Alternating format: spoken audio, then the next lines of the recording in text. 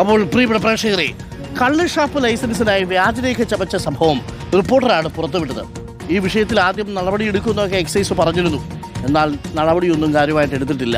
ലൈസൻസിനായി വ്യാജ സമ്മതപത്രങ്ങൾ സമർപ്പിച്ച ഷാപ്പുകൾ ഇപ്പോഴും തുറന്നു പ്രവർത്തിക്കുന്നു.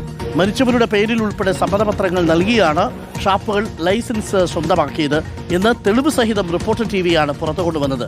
ഇതിൽ അന്വേഷണം പ്രഖ്യാപിച്ചെങ്കിലും മാസങ്ങൾ കഴിഞ്ഞിട്ടും ഷാപ്പുകൾക്കെതിരെ നടപടിയില്ല. റാംഷാ സി പി ഉണ്ട്. റാംഷാ സി പി, വ്യാജ രേഖകൾ ചമച്ചാണ് ലൈസൻസ് നേടിയത് എന്നുള്ളത് നമ്മുടെ റിപ്പോർട്ടിലൂടെ വ്യക്തമാക്കിയതാണ്. അന്ന് ഈ കള്ള് ഷാപ്പുകൾക്കെതിരെ നടപടിയെടുക്കുമെന്ന് എക്സൈസ് വകുപ്പ് മന്ത്രി തന്നെ പറഞ്ഞതാണ്. എക്സൈസ് വകുപ്പ് അന്വേഷണവും പ്രഖ്യാപിച്ചതാണ്. പക്ഷേ അതിനുശേഷം എന്ത് സംഭവിച്ചു? എക്സൈസുകാരുടെ കൺമുന്നിലൂടെ അതേ ഷാപ്പുകൾ ഇപ്പോഴും തുറന്ന് പ്രവർത്തിച്ചില്ലേ ഈ ഓണക്കാലത്തും?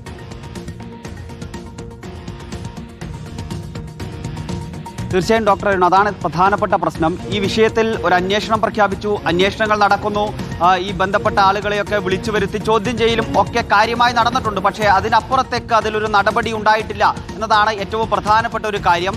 ഇപ്പോഴും ആ ഷാപ്പുകൾ തുറന്ന് പ്രവർത്തിക്കുന്നു. നമ്മുടെ വാർത്ത വന്ന ആദ്യത്തെ 3 ദിവസങ്ങളിൽ അതിൽ ചില ഷാപ്പുകൾ അടഞ്ഞു കിടന്നു എന്നതിനപ്പുറത്തേക്ക് പിന്നീട് അങ്ങോട്ട് 3 ദിവസം കഴിഞ്ഞ ഉടനെ ആ ഷാപ്പുകൾ തുറന്ന് പ്രവർത്തിക്കാൻ ആരംഭിച്ചു. പിന്നീട് ഇപ്പോൾ എല്ലാ ദിവസവും സാധാരണഗതിയിൽ ആ ഷാപ്പുകളെല്ലാം തുറന്ന് പ്രവർത്തിക്കുന്നുണ്ട്. ഇതിലൊരു പ്രശ്നം, നമ്മൾ കൃത്യമായി രേഖകൾ സഹിതമാണ് ഈ വാർത്ത പുറത്തു കൊണ്ടുവന്നത്.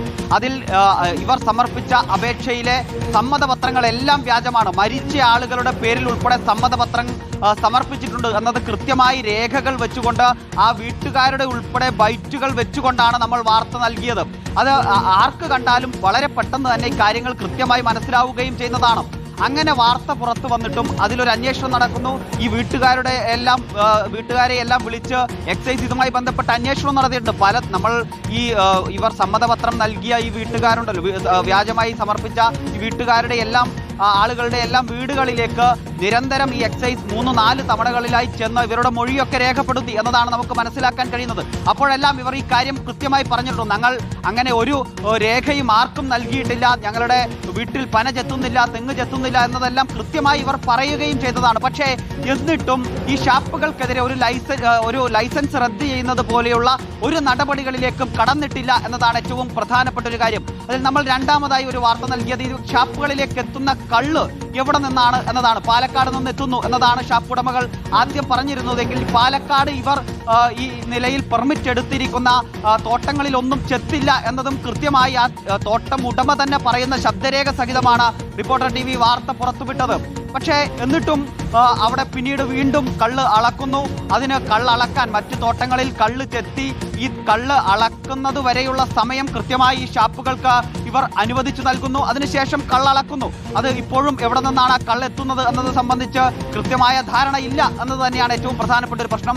ഇങ്ങനെയൊക്കെ നിലനിൽക്കുമ്പോഴും ഈ ഷാപ്പുകൾ ഇപ്പോഴും വളരെ സുഗമമായി പ്രവർത്തിക്കുന്നു എന്നതാണ്. ഈ വിഷയത്തിൽ നേരത്തെ എക്സൈസ് മന്ത്രി തന്നെ നേരിട്ടിടപെടുകയും ഇതിൽ അന്വേഷണം ഉണ്ടാകുമെന്നൊക്കെ റിപ്പോർട്ടർ ടി.വിയോട് ഉൾപ്പെടെ പറഞ്ഞതാണ്.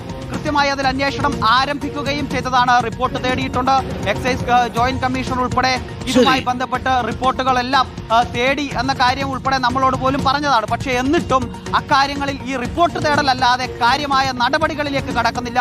ഈ ഷാപ്പുകൾ ഈ വ്യാജരേഖ ചമച്ച് ലൈസൻസ് നേടിയ ഷാപ്പുകളുടെ ലൈസൻസ് ഇപ്പോഴും തുടരുന്നു. ആ ഷാപ്പുകൾ ഇപ്പോഴും തുടർന്ന് പ്രവർത്തിക്കുന്നു.